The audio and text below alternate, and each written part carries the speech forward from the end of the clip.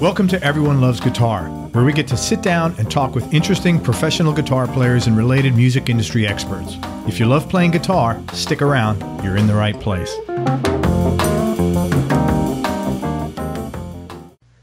Hey everybody, this is Craig Garber from Everyone Loves Guitar, and we are with a really cool guest today. He's fresh from the battlefield of war, singing all night long. We're with Tyson Leslie, who's a guitar player and keyboardist for Vixen, and he's got a really good, interesting career behind him and a number of side hustles. Tyson got his first guitar by actually winning a talent contest playing piano. He bought an Orpheum Gibson SG copy, red, from a pawn shop for $100, and he still has it. His second guitar was an Ibanez RG 550, and he's hugely influenced by guitarists like Paul Gilbert, Steve Vai, Joe Satriani, and Alex Skolnick, who I interviewed in episode 196, along with some other shredder guitarists. Here's some of the bands that Tyson's played with. From 2003 to 2008, he was with Pomeroy. He was the keyboardist and rhythm guitarist. They sold over 11,000 albums. He also performed overseas in the military in the Middle East between 2006 and 2008. That was with Banshee playing bass guitar. From 2009 to 2010, he was playing with Corey Taylor from Slipknot and Stone Sour. 2010 to 2015, he was at Howl at the Moon Dueling Piano Bar. He didn't have a particular band gig at the time, so he joined the ranks of the dueling piano players and learned the craft, which he still does today in Nashville for the Big Bang Dueling Pianos on Broadway as a side hustle. 2015, he played with 90s country superstar Tracy Lawrence. Again, he was playing keyboards. He played basically a handful of really cool shows with him, but then he candidly discovered that, that wasn't his strong suit, playing country music. Still has a great relationship with several of the members of his band, and two of his band members performed on a country album Tyson just produced that will be released later this year, and we'll talk about that. 2016, he started, and he's currently still playing with the Big Rock Show, and he's playing keyboards and guitar. That's an arena rock cover band that's best known for having residencies on the Kid Rock Cruise, the Kiss Cruise, and various other special events. And the band plays the hits that are not as overplayed from the big arena rock bands like Kiss, Motley Crue, Bon Jovi, Whitesnake. And since 2017, he's been with Vixen, primarily playing keyboards. In February, he, along with guitarist Britt Lightning, flew down to Florida to the bassist house to audition with her and the new drummer Roxy Petrucci. They played through a short set of their most popular material, and the next day they were informed they got the gig. They played their first show with Vixen in March in Toledo, Ohio, opening up for Cheap Trick, Quiet Riot, Warrant, Cinderella's Tom Kiefer, amongst others, and they've been touring ever since, and they recently performed on the Monsters of Rock cruise with over 30 amazing 80s era hair metal bands. And again, he's now just finished up an album by soul country artist Dew Pendleton. That's D-E-W Pendleton, to be released in the next couple of months. And again, we'll talk about that. He's also done some clinics with some great freaking people. He played with Carmine Appice. He played with Paul Gilbert, and he played with George Lynch. With Carmine, Tyson played keyboards, and with Paul Gilbert and George Lynch, Tyson played bass. He's also released 7 independent albums on his website at TysonLeslie.com, and I think you can buy all 7 of them for like $12. I would encourage you to go check that out. Again, it's Tyson Leslie, Tysonleslie. He's got some really cool stuff on there, and on Dew Pendleton's album, he produced the album. He played keys and guitar on it, as well as some backup vocals and a couple of co-writes. He's also working on an all-piano pop rock album called 88 that'll be released soon, along the lines of artists like Billy Joel and Ben Folds and other piano-based artists. And he's also putting out an acoustic EP later in this year. He's going to be on Vixen's live album that's going to be released later this year. And that album was mixed and produced by legendary producer Michael Wagner, who's produced Metallica, Skid Row, Dokken, Motley Crue, and other bands in that genre. And finally, the 7th installment of his show called Rare Hair, which is a huge Hair, H-A-R-E, is a huge gathering of touring, recording, and working musicians all come together to perform and celebrate metal music of the 80s and 90s. They usually focus on the hair band stuff, but once in a while they take on thrash and speed metal as well. So they'll be doing that this summer. Is that going to be touring all around, or primarily in Nashville? No, it's just in Nashville. It's a venue. And I will also tell you, Tyson is known and liked by like everybody in Nashville. I've heard like everybody has just said, oh, Tyson's such a cool guy. So there you go, man. Thank you for coming, man. I know your voice is shot, so I will thanks for having me. Be gentle.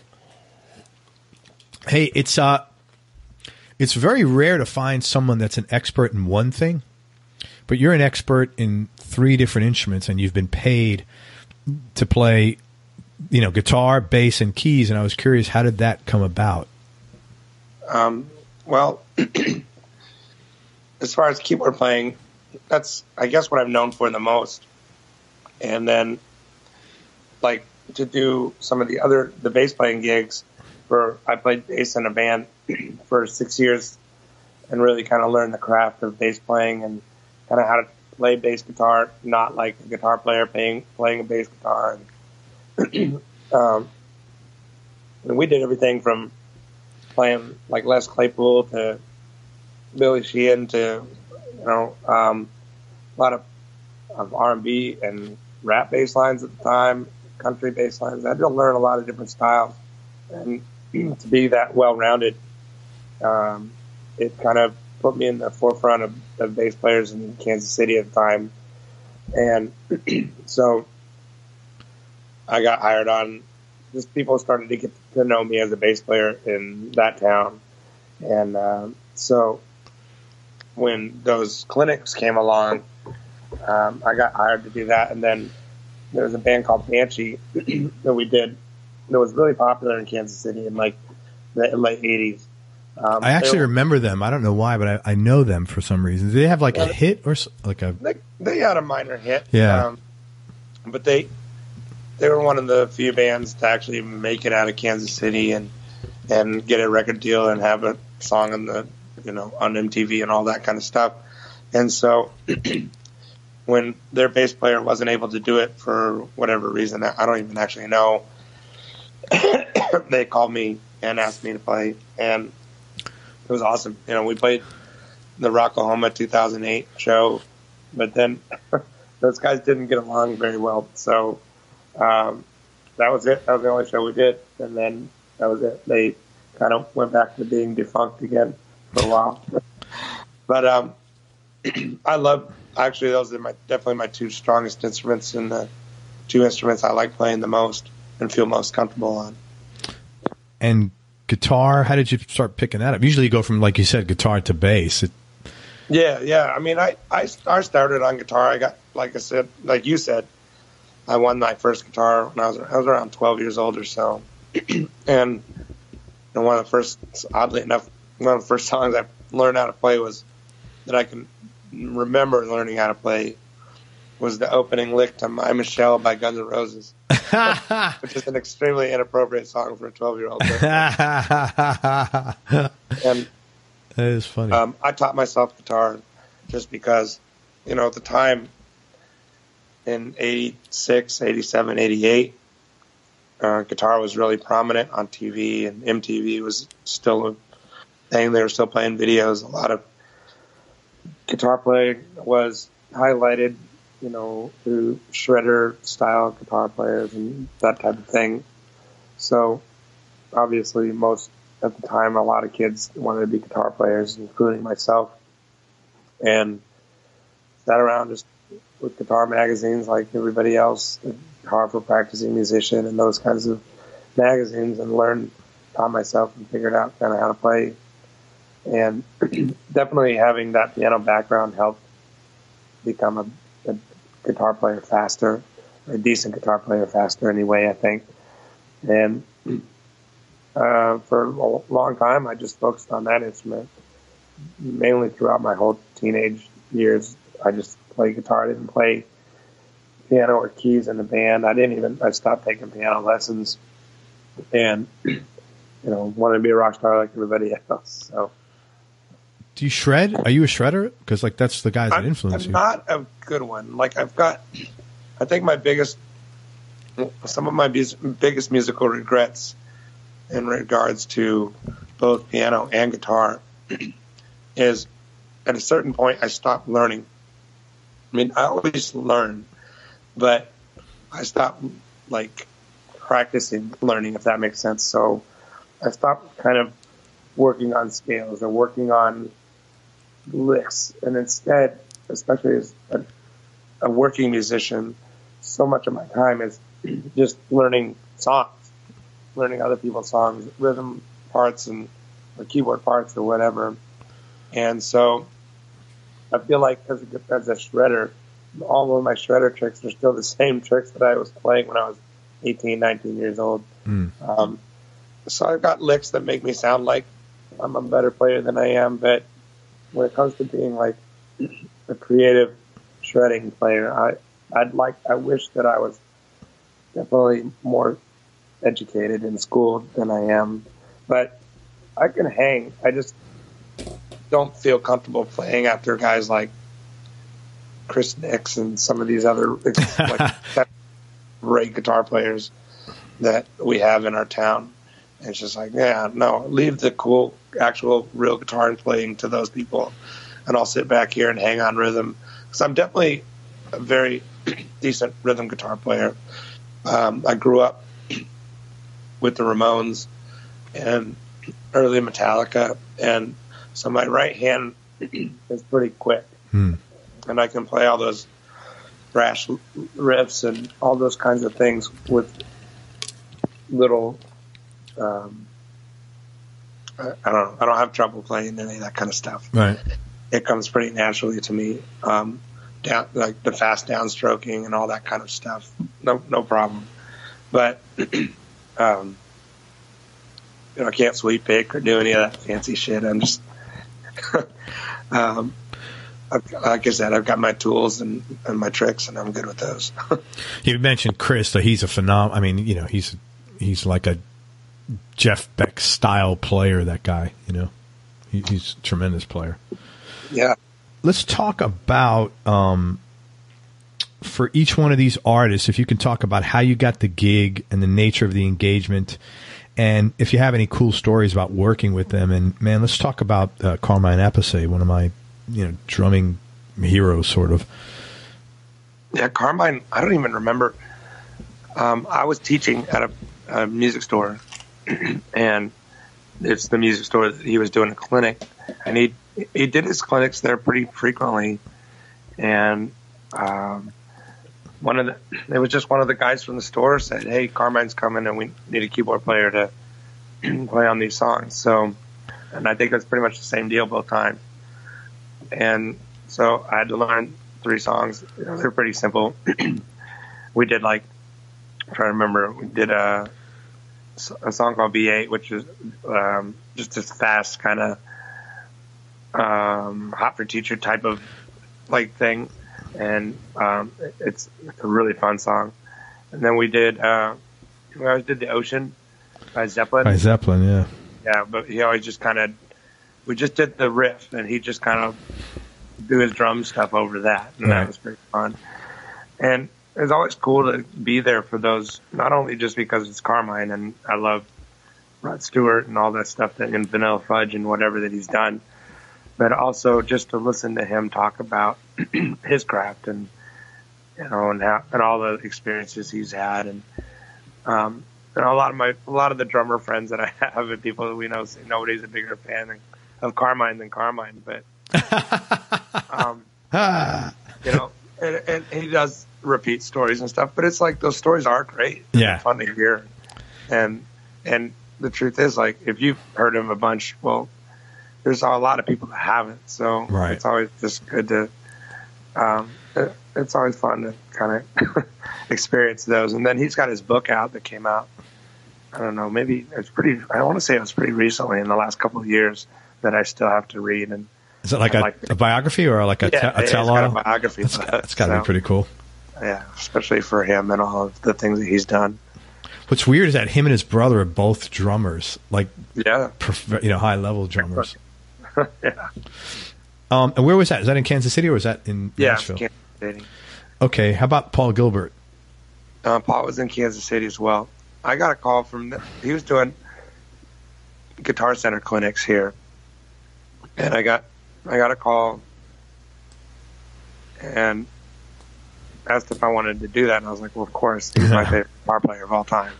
So it was one of those weird situations where I was supposed to go visit my ex-wife's family, and we were supposed to do some stuff. So I wasn't sure if I was going to be able to do it. So I was like, I made arrangements and made it work because I wasn't going to pass that up. Yeah.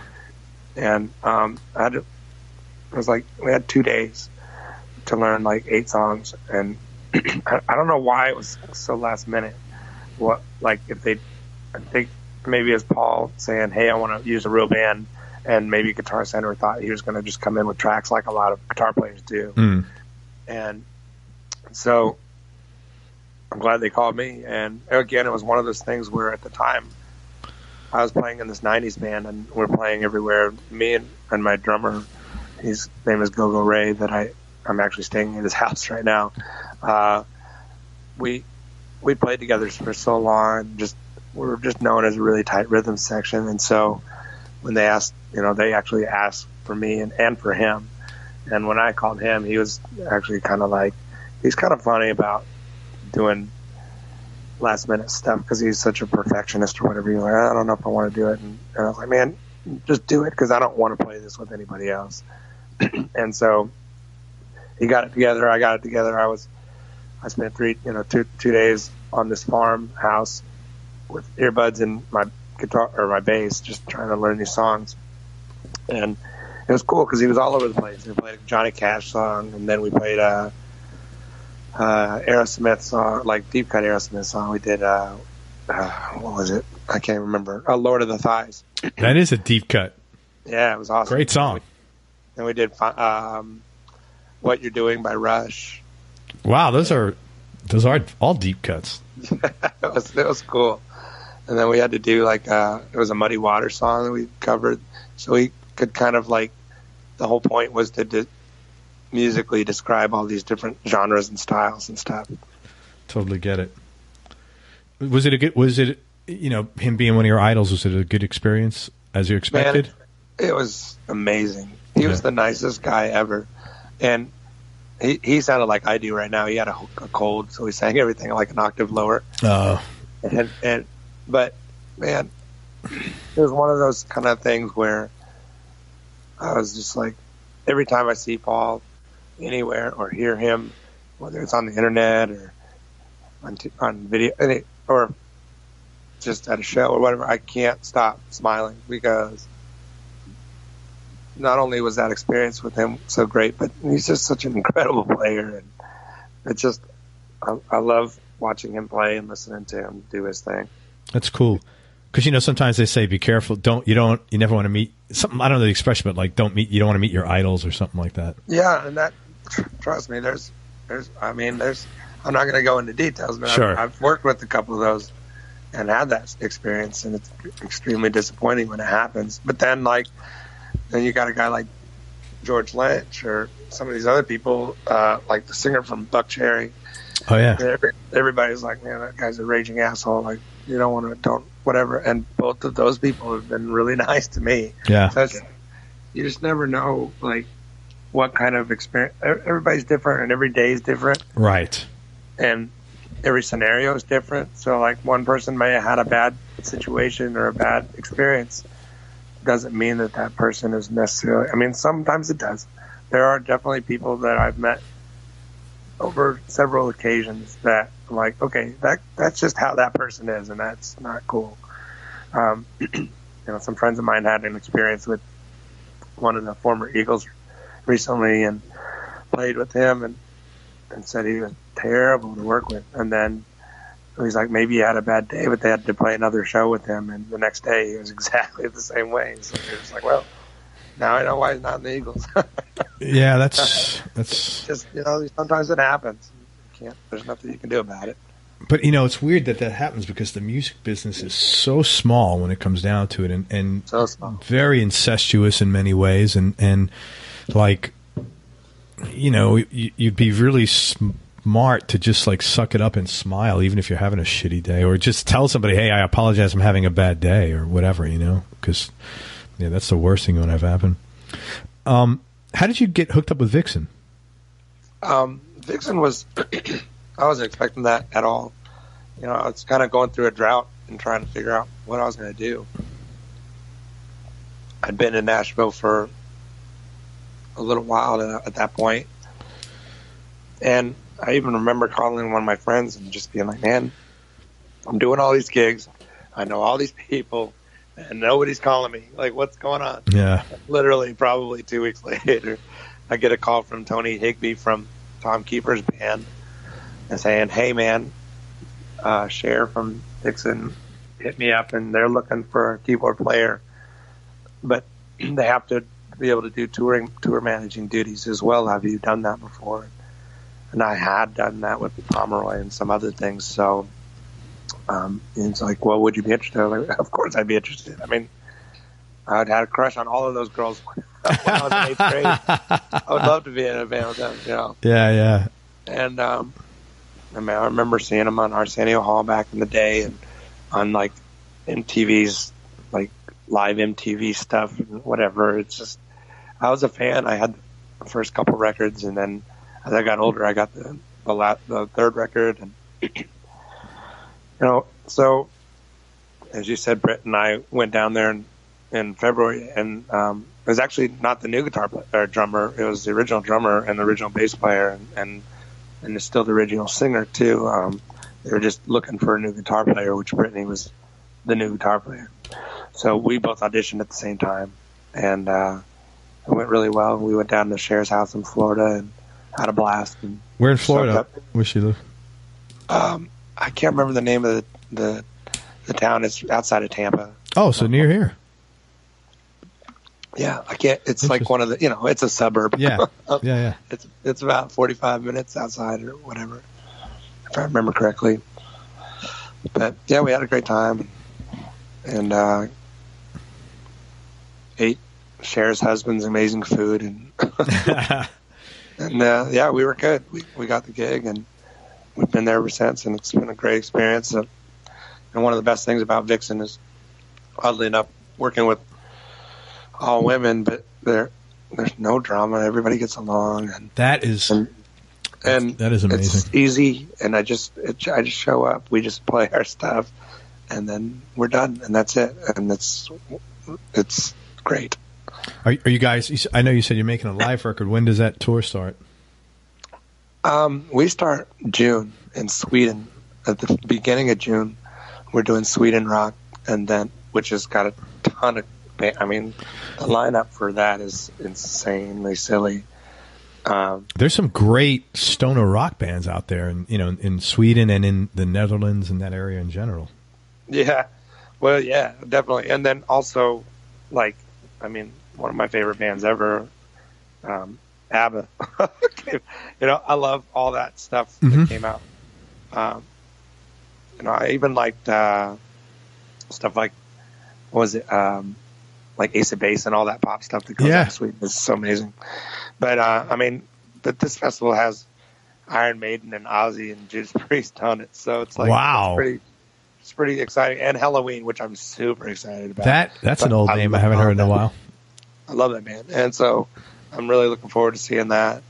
And then and like Stone Sour and Meshuggah, it's ridiculous. That's really I'm pretty stoked about it. And are you going to be in Europe out there for a while, or is that just a one-off? That's a one-off, and then we're doing like the Grasspop Festival in Germany, which is even more insane than the Sweden one. It's just like, if you look at the lineup, you're just like, what? How did they put all these bands on this thing? It's ridiculous. And I mean, it's Guns N' Roses is on that one, and Maiden and Ozzy and Priest again, and then like Marilyn Manson and Ghost and Megadeth, and then you have guys like Limp Bizkit. It's just like and Seether and POD. It's just all over the place. Those are good bands, though. Yeah, great stuff. I love it. That's cool, man. Well, enjoy that. I hope you have a good time doing that. It sounds like a lot of fun. Oh, thanks. I'm excited. You've been involved in a lot of projects, and you're also really good about doing side hustles. And I was curious, like, so far, what are the top 3 experiences that you've had musically? And what I mean by that is, which ones left you feeling most satisfied about the work you've done? Well, one of the coolest things was doing Rockfest in Kansas City with Corey Taylor, because that was kind of like, for rock musicians in Kansas City, it's kind of like the I don't know, that's the holy grail gig. And we were on main stage, you know, playing in front of 50,000 people, and that was pretty cool, man. Like, to be able to finally do a gig like that and in such a prominent spot in your hometown. Your hometown, yeah, that's what's cool about it. So that was a really memorable time for me there at that show.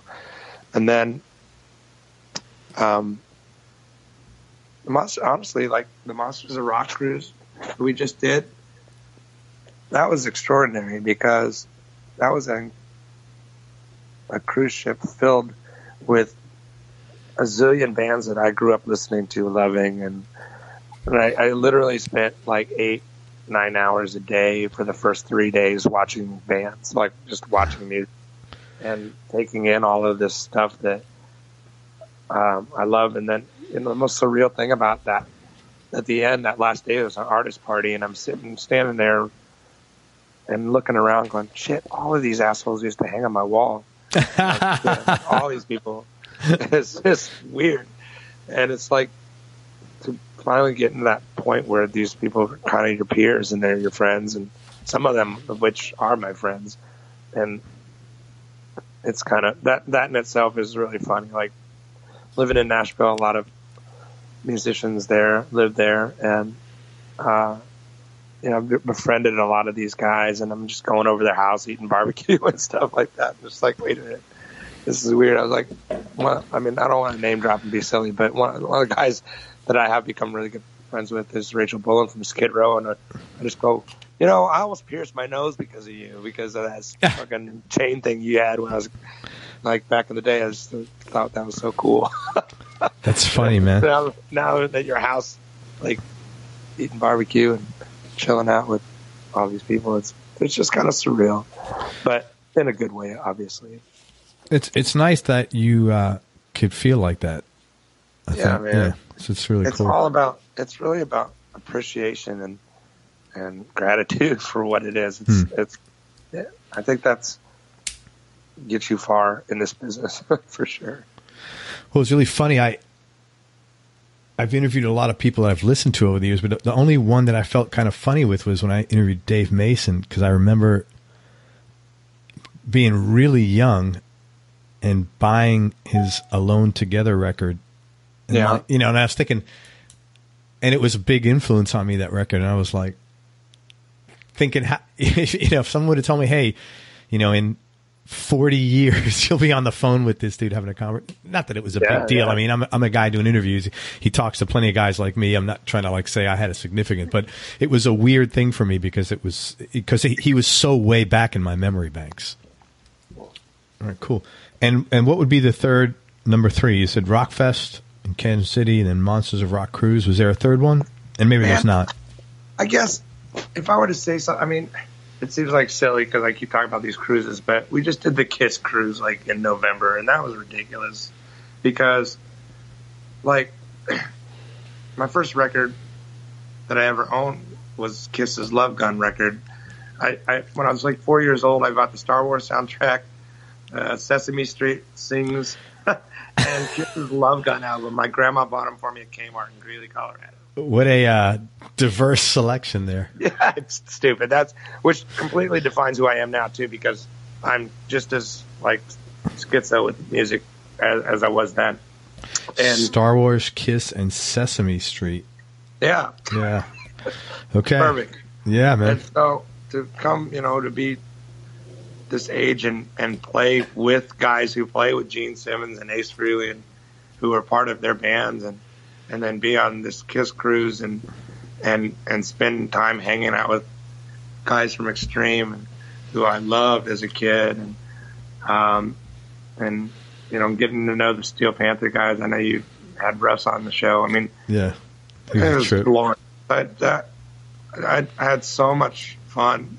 This is before the Monsters cruise, so it was my first experience really just kind of dig into like these people and getting to know them. And it's been a really, that was the other one, honestly. Like I came out of that, you know, we played Home Sweet Home and had Michael Starr from Steel Panther sing with us, and just those kinds of experiences and moments. You're like, man, this is crazy and really cool. And meeting Gene and talking to those guys and hanging out with Eric Singer. And I don't know. It's just, it's the beginning of this stuff for me, you know, because so it's all new and exciting. What, Home Sweet Home, is that Cinderella originally? I can't think. Motley Crue. Motley Crue, right. Sorry. No worries. Yeah. That's a great song. Yeah. Well, that's cool, man. No, and I totally get it, man. There's a big component of nostalgia in those things for you. I could see why they're so meaningful. Yeah. For sure. You're originally from Kansas City. What was your childhood like? I actually grew up, well, I spent most of my childhood in Greeley, Colorado until 1988. And then I moved to Kansas City in 88, and I was there until 3 years ago. And my childhood was, you know, especially in Colorado, it was great. It was Star Wars figures and, you know, hanging out and riding your bikes all across town. I mean, I went back there recently and I was like, man, I can't believe all the places I actually rode my bike to by myself or with my friends. We went all over the place where there was no way I'd let my kids do that now. Oh, yeah. Yeah. But back then we just we were out all kinds of hours of the day and riding to places and stealing candy and cigarettes and just being assholes. And, you know, it was and then I was in Boy Scouts and we had all these like experiences there, going camping and doing things with my dad. And you know, my parents were awesome growing up, and I have no complaints. You know, it's funny too, because I was adopted. So that a lot of times kind of makes people go, well, because you're not your real parents or blah, blah, blah, or whatever. But you know what? These people were my real parents, really, because that's all I knew, and it was awesome. And they, I think they're responsible the way that I grew up for who I am today, and I'm not unhappy with who I am today at all. So. Yeah, I think that's a short-sighted comment when people say it's not your real parents, because if they mean like the random donation of a sperm, right? I mean, seriously, like, you know, there's no qualification. Being a dad is a lot different than, you know, being a father. You know, anybody could become a father. Any 15, 16-year-old can be a father, right? You know, and there's a big difference between that. So I'm not a big proponent of real is, you know, to me is who loved you, who gave you, you know, safety and security. That's your real dad, you know, and that's your real mom, you know, whether it's adoption or just circumstance, you know, it doesn't really matter. Yeah. What kind of work did your dad do? Man, he was always in computers in some capacity. So, I mean, I guess by today's standards, you'd call it IT or whatever. Sure. It wasn't called that before. Back then, it was all programming and whatever. Yeah. And I learned a lot of stuff that's why I'm pretty proficient with computers now, because of being around that as a kid and writing basic programming as, you know, as a 5-year-old and stuff like that. I enjoy it. Then how did you get into music? How did that come about? Because you were obviously really into it at a young age. How did you get into playing? My mom says I started playing piano when I was 3, and my parents bought me all this crap like drum kit and little like organ and guitars and stuff like that. But I started taking piano lessons, classical lessons, and whatever when I was about first grade. Played that for a while, then discovered Quiet Riot and Twisted Sister and Motley Crue and decided I wanted to get a guitar instead. And so I did. And, you know, like I said before, that kind of took over my life for several years until one of my favorite bands in Kansas City needed a keyboard player. And so I ended up, and I wanted that position. I wanted to be in that band. So I I rented a keyboard player from this music store every week for rehearsal because I didn't own one. Right. So I'd have to go there and rent it. This old Ensoniq TS12, it's like weighs like an elephant around. Stupid. And you know, go to practice with those guys, and that's how I got in that band. And you know, it was one of those things where I was in a band that I started playing guitar and a little bit of keyboards. That band broke up, and I saw an opportunity for this other band that was kind of on a higher level, if that makes sense. They were playing the cool clubs and blah blah blah, whatever, and more popular than we were. So I wanted that, and that's where I kind of made that transition into that. Very cool. So was it like once you started playing music, you knew that that's what you wanted to do professionally, or like when did that? I think I would say that kind of came about right around the time when I got a guitar, and you know, watching, like I said, watching MTV and all those kinds of things. And, but honestly, like Purple Rain was a big part of that, and then Motley Crue's "Looks That Kill" video still stands out as like, okay, that's really badass. I want to do that. That's cool. Like Hot Girls and Satan and Pentagrams and all the crap. Like, I don't know. It was appealing because it was dangerous and whatever. And you know, Prince, it speaks for itself. I mean, you watch that movie, it's a hokey movie, but everything about it is amazing, and the performances are electrifying. And you're like, yes, if I want to do that. And Apollonia is really hot, and you know, just like, like whatever. It's like, yeah, that guy's amazing. I want to do that. And to this day, he's still like in my top. I mean, I do a show in Kansas City once a year called the Purple Jam, and it's just everybody gets together, all the musicians playing Prince songs all night. It's pretty cool. That's really cool. How far is that from Nashville? Long. Yeah, that's what I thought. 9-10 hours away. Yeah, that's pretty far. It's like going to Tampa. Yeah. Have you had any obstacles to overcome throughout this journey, either personal, music, or business related? Like you mentioned earlier, that you know you were at a point before you got Vixen, it was sort of a lull business wise. Have you had any other obstacles? Well, when I was going through, I was playing with Corey.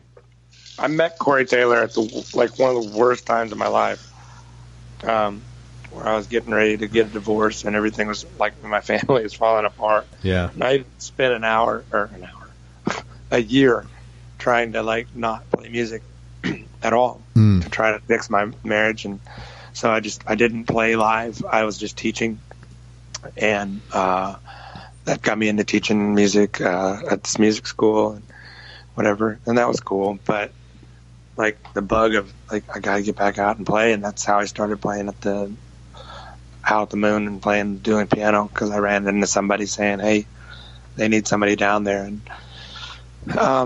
you know, that was kind of a means to an end at the time, and I didn't think in a million years I'd still be doing it. But it's a pretty lucrative and pretty fun gig, but that was one of the hardest parts, was just like trying to figure out what I'm going to do and how I'm going to stay in music, or if not, I'm going to keep my family together. And that obviously didn't happen because now we're divorced. I moved to Nashville, and I was here in Kansas City right now because I wanted to come here to see my kids for Easter or whatever. But to have that separation from my kids is like really, really not pleasant. No, and I totally get I that. only get to see them like once a month, or if that. I mean, this is the first time this weekend I've seen them since Christmas because of our schedules and just not being able to make it work. And so that's definitely the most difficult thing about all of this. How old are they? 8 and 13. We'll be 14 soon. So yeah, that's a tough age, man. I feel for you. I do. I went through a similar thing many, many years ago, so I understand it. And it is very painful, and it's fucked up, and you know, it's hard to have an upside about it. So I get it. Man. Just hang in there. As a guy who's made a living as a musician for your whole career basically. If you could go back and give the young Tyson Leslie some advice, what advice would you have given yourself? Man, as a musician, as opposed, besides don't get married. I was gonna say because I like. Well, just in general, like musically or about life or about anything. What advice do you wish you had when you were younger that you would have liked to give to yourself?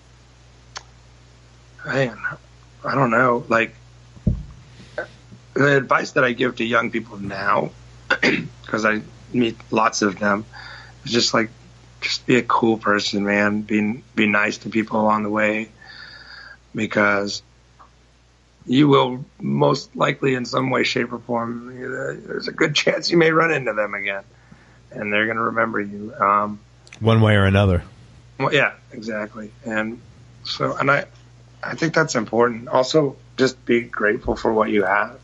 So, there's a lot of people, and especially in the dueling piano world, that are just whiny, bitchy, like entitled asshole people. And really?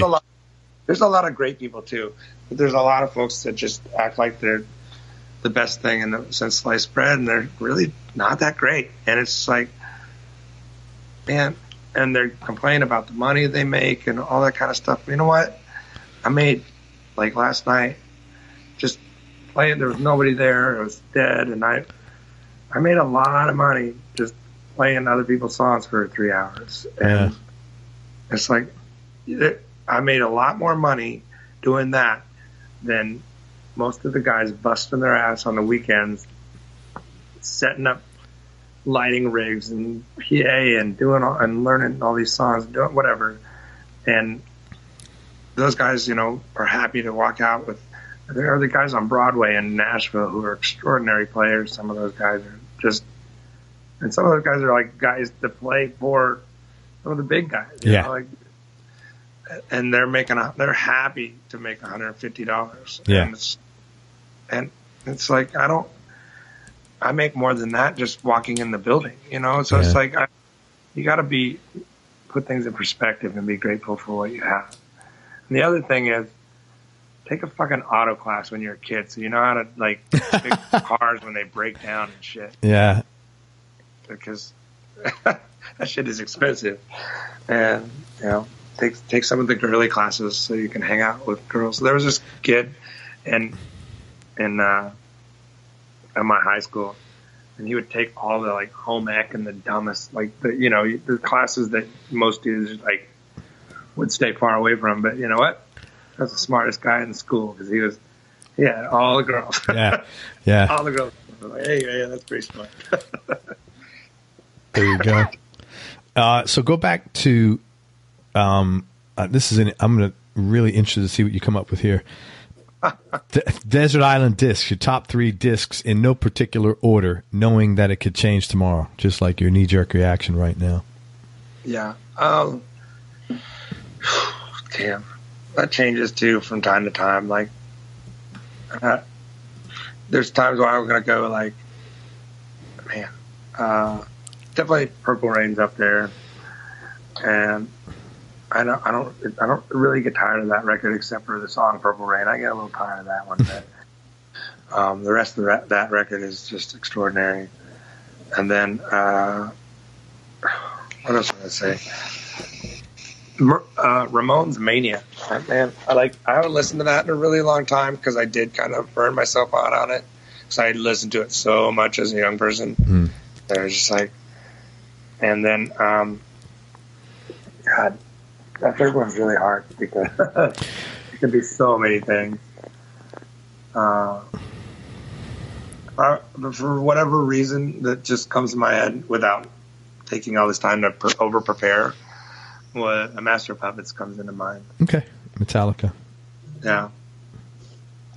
But I mean, at the same time, I'd be like, I'd just take Frank Zappa's discography because that would just last me forever.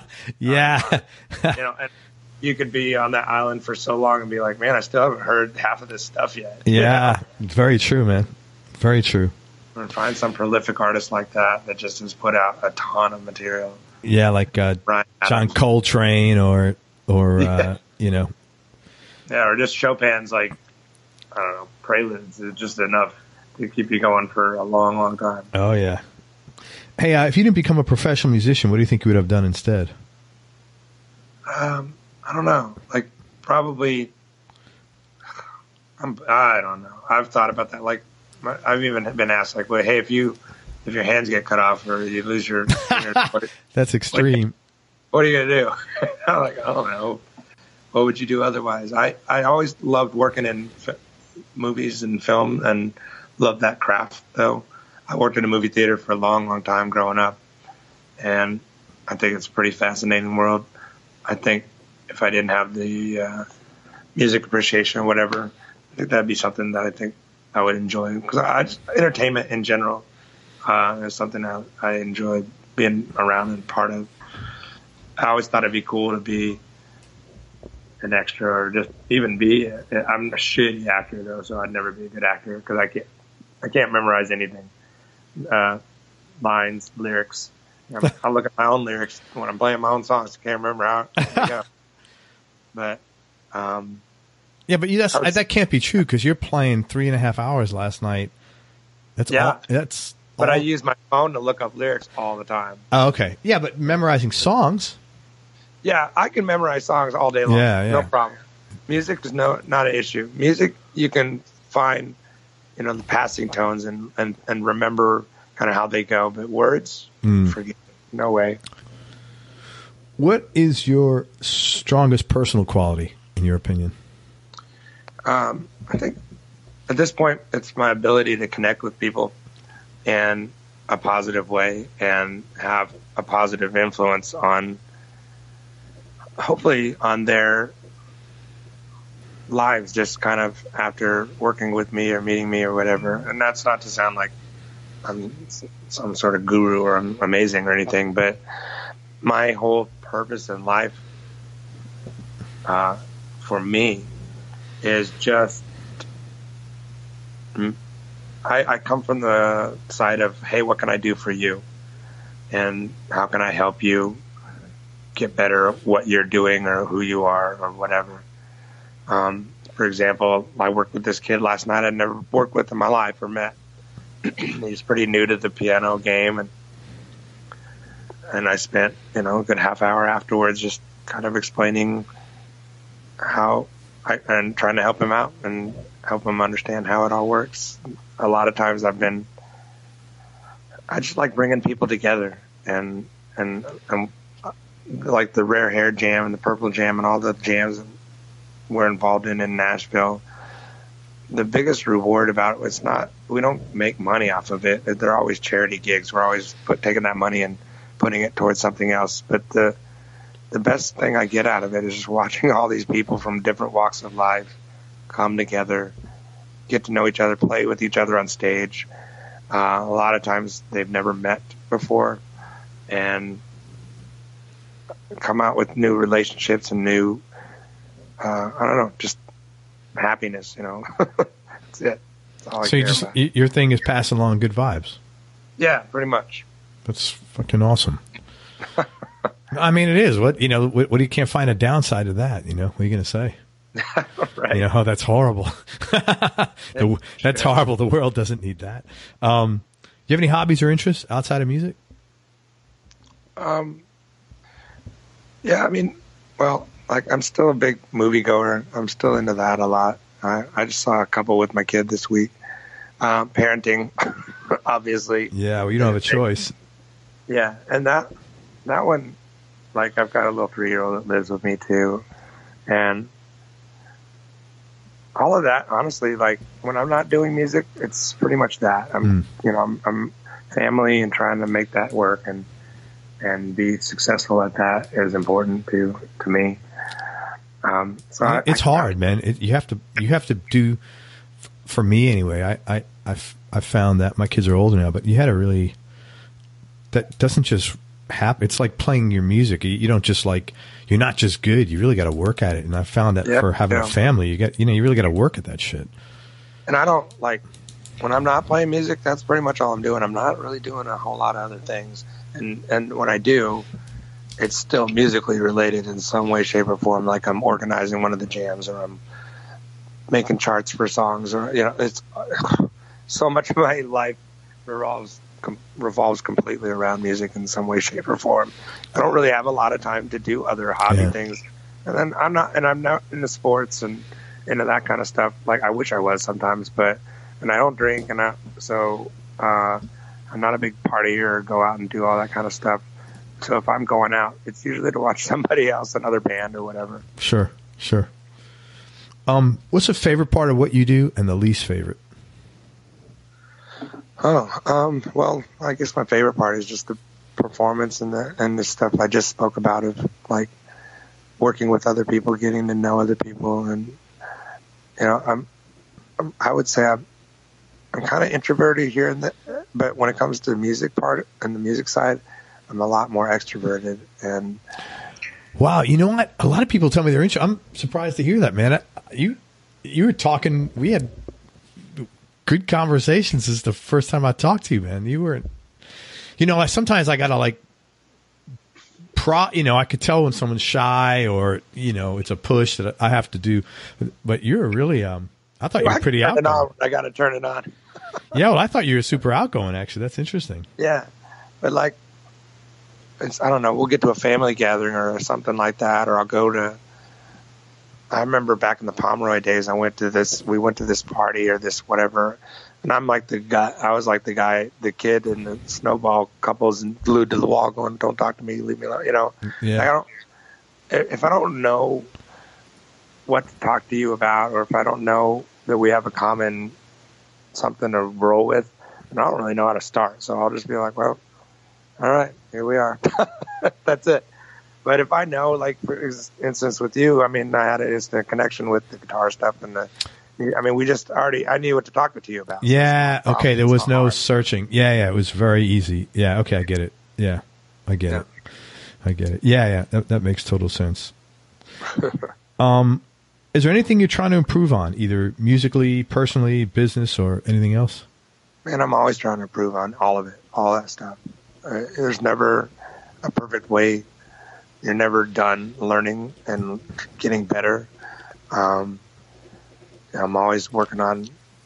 Everybody still makes mistakes and messes up and does stuff wrong. You're going to learn from all that stuff in some way or another. So yeah, I mean, all of it. I'm with you 100%. Who's had the biggest influence on your life? What's weird is, like, aside from my parents, which is kind of given for most people, I guess, not everybody, but there's a guy, and it's so silly, but I worked with this guy. His name is Chris Muir, and I was working at a music store. It was when Blockbuster had music stores for 5 minutes. And he was my manager, my general manager, and his way of managing people is how I manage people now. It's like everything that he did is basically my philosophy on all of this. All this stuff is like, you want to be such a good person that people want to work with you and for you. They can't wait to come to work, or they can't wait to work with you in some capacity because it's exciting or it's fun or they get something out of it. And that's how I felt every time I went to work, working for that guy. And so I was like, man, that's the way to do it. And I still try to achieve that every day. Interesting. What was he doing? Because I'm interested in that. I'm always trying to learn how to be better at stuff like that. What was he doing? He was just laid back. He never got mad. And he's not yelling at people, barking orders at people. He lets you do your thing and be who you are. And if you need to fix something or it's a problem, then, he'll guide you in a way to, okay, well, you might think about doing this differently because this ain't working. And it was just fun. And it wasn't all about ego stuff. And that's, music, there's a lot of ego involved. I mean, a lot of us get involved in it because, hey, look at me, I can play this thing and I can do this and whatever. And but like, it doesn't have to be once you're off stage. And I think a lot of people need to realize that when you're on stage, then yeah, that's your time to shine and do your thing. But when you're off, like, just be cool. Yeah. Well, so you basically, he had a certain vibe about him, and you've tried to approach, whether you're doing musical director stuff like you are now, or for Vixen, or any kind of stuff, you try to have that same vibe? Yes, definitely. That's great, man. Hey, 2 more questions. What is your definition of happiness, Tyson? Man, I think just happiness to me is the people you keep in your company and you surround yourself with, and because they kind of define your daily life. So if you got a bunch of miserable, shitty people around you all the time, you're probably going to be that same way. And I've learned definitely to weed out and how to kind of keep the company that I want to keep. And that doesn't mean that I'm not going to be nice to somebody that I think is maybe not somebody I want to hang with all the time, because I will be. But I will just kind of keep them at an arm's distance and know how to engage with them differently than people that I want to have in my daily day-to-day. And those are the things that make me happy, is just a strong family, strong career. But I think the career comes as a result of how you work with other people. Again, it just comes down to that interaction and that unseen force of. I'm not a big religious guy, so I'm not really into that so much. But I appreciate what it is for other folks. Sure. But I don't. For me, the force and the and the all that stuff is just the interactions you have on day-to-day life with the people that are most important to you. That's cool. I like that definition very much. Last question, man. What's been the biggest change in your personality, you think, over the last 10 years, and how much of that change was deliberate and how much is just a natural part of aging? As I get older, I try not to be as hard on myself about things, and realize that I was pretty hard on myself. I'd say even around 10 years ago, when everything was starting to kind of go to shit in my life. Yeah, sure. And, forgiveness of self, patience with yourself and with other people, and just knowing, like, you still got plenty of room to grow, unless I get hit by a bus or some shit. Like, I've still got a lot of time to make things happen and continue influencing other people in a positive way, and just trying to be a better person all the time. Yeah, man. And a better musician and all that kind of stuff. I agree with you on that. Like, don't rush. That kind of thing, man. It makes your life a lot less, just be more, accepting that shit happens when it's supposed to happen, kind of. Yeah. I've always been that. Like, I don't know. Like, my bass guitar got stolen, or actually just a couple weeks ago, a guy busted out a window in my car, and holy shit. When I came out of work and I was like, man, my car looks weird. I realized that the glass was gone and there was a big dent in it, But it's like, I'm not going to sit there and scream and throw a tantrum and have a cow. Right. Because, like, that's not help anybody. It's not going to accomplish anything. There's no point in, like, making a big scene about it. Yep. Just got to look at it and go, well, shit. All right, well, it's going to be a little colder driving home today. That's it. And then I get it fixed the next day and move on. I mean, it's just those kinds of things. Yeah, I hear you. A lot of that has to do with coping skills, too. You're used to doing stuff so many times. It's like, your coping skills with shit gets a little better. At least for me, it has. Yeah, for sure. Hey, man, I can't thank you enough for your time. I want to just tell people thank you, where they could find you. You're very welcome. First of all, check out Tyson on his website, TysonLeslie.com. He's got all his independent albums there, and it's a cool site. Talk about Dew Pendleton. Tyson's producing a country artist. His name is Dew, D-E-W Pendleton, P-E-N-D. Is it D-L-E? Yeah. Yeah, Dew, D-E-W, P-E-N-D-L-E-T-O-N. And tell me about that. Man, Dew's one of those teddy bear guys that has this. You know, when you heard Chris Stapleton's voice for the first time, you're like, damn. And he's got one of those. He's got one of those that's just like, okay, this undeniable good. And then to top that off with these ridiculously well-written songs. I have no doubt that guy is destined for some good things in the next couple of years, for sure. It's just the music is too good, and the vocal and the delivery are really, really, really good. And the songs are they're right up there with everything else that's going on. And they're not too old school, but they're not like bro country and silly and cheesy either. They're just really good tunes. So I'm excited to see how people react to them. How did you connect with him, and how did you wind up being his producer? I work with them at the piano bar, actually. Oh, shit. And he was working there, and we just started this process about around January of last year, where he was bringing over his songs to my house and recording them with just playing the piano and singing, and then I'd go through and arrange them. And I was like, man, I really want to get this done. I want to do this and make this happen for you, because I believe in the music. Like, I just think it's going to be, it could do something. And what a great lesson on, talk about not being a dick, how important it is. You never know. And if I know you from after this interview, he was one of the guys that you probably were helping out in the piano bar and moving him along, and all of a sudden, little did you know, you'd be producing his record. Yeah, it's awesome. It's good, man. I'm glad. I wish you a lot of luck with that. Everybody, check out Dew Pendleton and see what's going on with him. You can find Tyson on social media at Facebook. He's on Tyson Leslie Music, and it's TYSONLESLIE Music.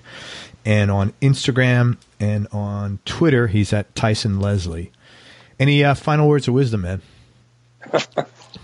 No, man. Just thanks for having me and taking an interest in anything that I'm always appreciative of anybody that takes interest in anything that I'm doing. So thank you very much. Thank you. I really appreciate your time, man. And you've been awesome. And like I said, everybody's just so, everybody speaks so highly of you, and that nice guy thing that you're doing is working, man. So, and I know it's genuine. So, thanks, man. Thank you for your time. Everybody, thank you so much for listening. I hope you enjoyed this interview as much as I did. Go check out Tyson on the road with Vixen too. He's the only guy in the band. So, right. If you want to meet the gals, he's the guy you got to be nice to. And thanks again to Tyson Leslie for spending time with us. I really appreciate it. Go to everyonelovesguitar.com. Sign up to get notified about future episodes, along with early product announcements and discounts. And most important, remember that happiness is a choice. So choose wisely. Be nice.